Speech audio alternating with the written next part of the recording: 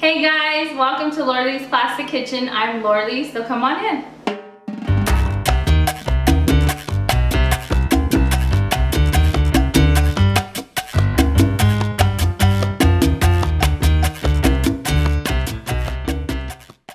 Hey guys, welcome to Lorelai's Plastic Kitchen. And today in my kitchen I'm going to be making a tater tot casserole.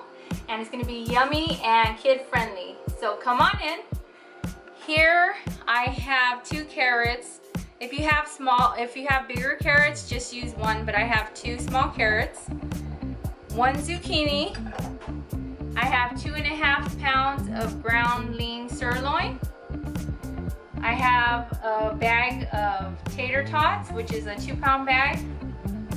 I also have right here 2.5 cups of milk. 2 garlic cloves that I minced. A 1/2 cup of flour, and I'll let you know exactly how much. I might use the whole thing, but I'll let you know down in the description box.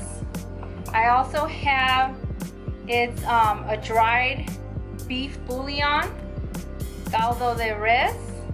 Right here I have 1 teaspoon of onion powder, 1 pound of cheese, a cup of kale, and salt and pepper to taste.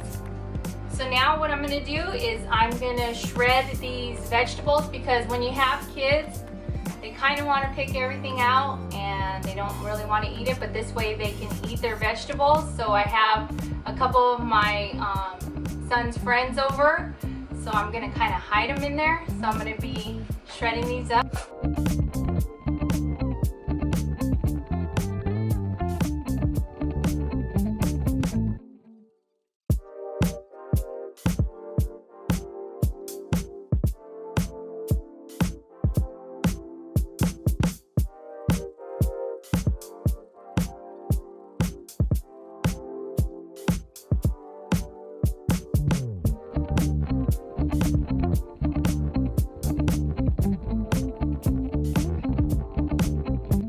Now that I got these vegetables shredded, I use the little shred on my shredder, because that way, guys, like I said, it's very fine and you can just sneak it in. And then right now, what I did is I preheated my oven to 375, and you're going to want to do that at the time you're going to cook your meat.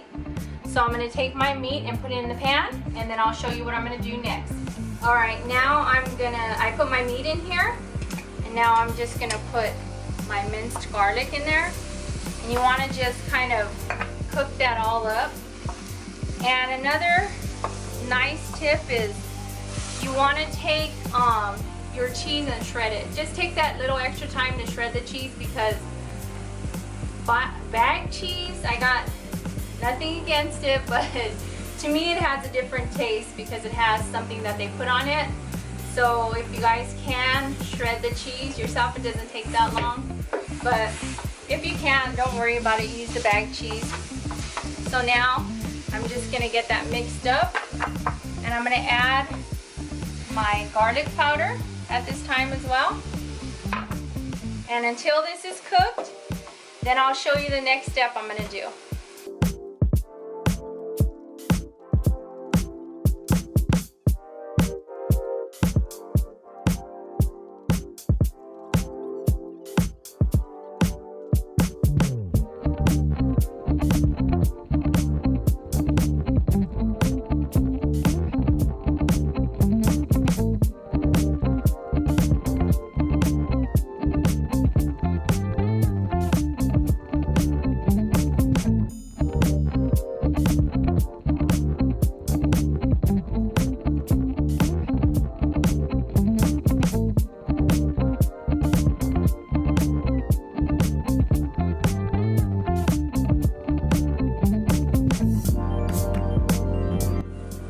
I got my meat, I strained it out.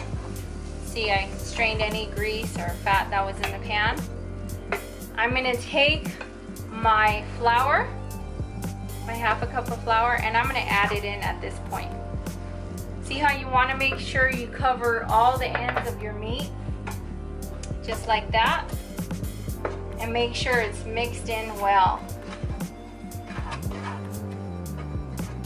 And And then once you have it mixed in well, you're going to want to add your vegetables at this time, like your shredded carrots, or if you guys want, you can add any vegetables that you like. It's going to be your dish, so make it your own. And you're going to stir those in, as well as the kale. And you just want to get it a little down and loose. A little down and loose. How loose is your goose? No. Anyways, you're going to want to stir that in and cook it a little. And while I stir it and cook it a little, I'll let you know the next step. Now that you got it cooked a little bit, just like that, you don't want to cook it too much because it's going to cook some more in the oven. So just give it a quick mix. You're going to want to add your milk at this point. And then you're going to mix it in just like that. Because what the flour does is it's going to make it like a thicker sauce. And you want it, you know, thicker when you get it out of the pan. So that way it has more sturdiness to it when you take it out of your pan. But you got to let it cook a little. And at this point, I'm also going to add my caldo de res, which is my dry beef bouillon. And that's going to be to taste, because I want to be able to taste it first. You don't want to make it too salty. And I'm also going to add about 1.5 teaspoons of pepper. But again, this is your meal, so make it to what you like. I'm just giving you ideas, guys, of what you can do with different types of foods, and just make them your own.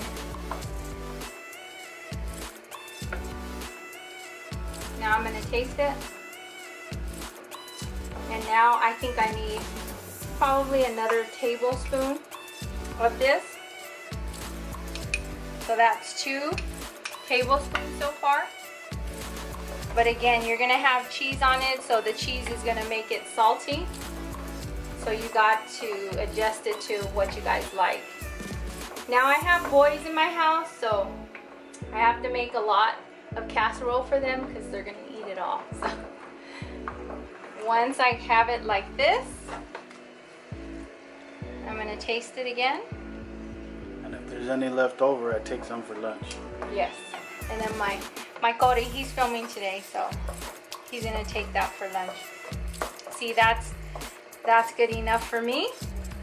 And now I'm going to turn this off, and I'll get my casserole dish, and then I'm going to show you what I'm going to do next.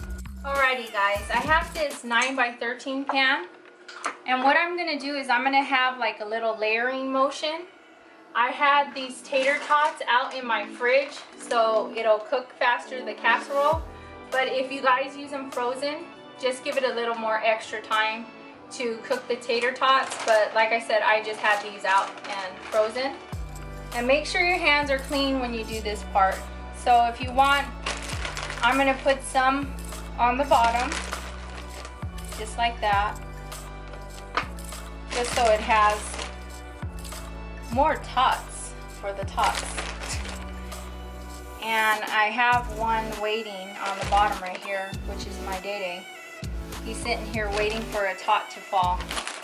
It's not happening, Day. So now I'm gonna put my meat mixture that I had made on top of here. And you're gonna wanna like take it and spread it. Make sure you don't burn yourself at this point, because I might. And then you're just gonna spread it across, just like that. And then you're gonna put your cheese. If you want more cheese on there, feel free to get it all cheesed up, but I'm not putting a lot. I'm sure my husband The gooier the better. would want me to put a lot.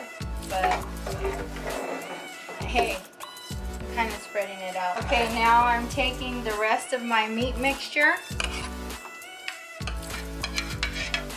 and I'm placing it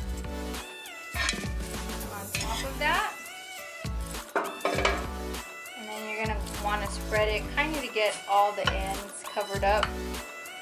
That way those tots and that cheese can all cook and get melted and yummy-licious in there. And now this part, you can be pretty on this part if you want. Now I'm gonna layer the cheese first. I know some people like to have the cheese on top and crispy, but I'm gonna layer the cheese first on the bottom, and then I'm gonna put my tots on top. But it depends on you guys how you want them. I'm just gonna layer these in lines, and while I layer that, you guys can sit back and relax.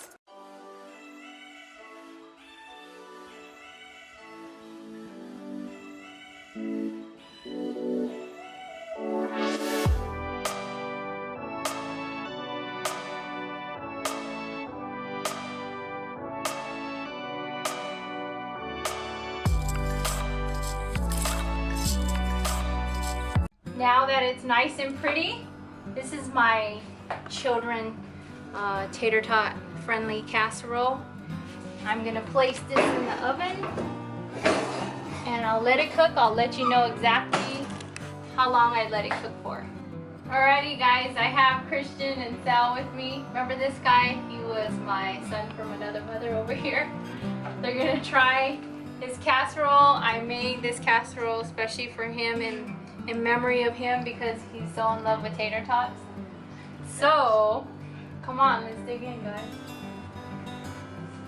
Get in there, Mickey. Yeah, get in there, big nice scoop. Whoa. Hold the plate, guys. Hold it. Get the cheese and all that stuff in there. Just don't burn your mouth because it's hot. Good? So, his mouth is still full. See guys, how it looks though? It came out, it took about 40 minutes to cook in the oven. And you guys are going to want to leave it until your tater tots are nice and golden brown. But thanks for watching. Until next time on Lorelai's Classic Kitchen, where I'll welcome you into my home.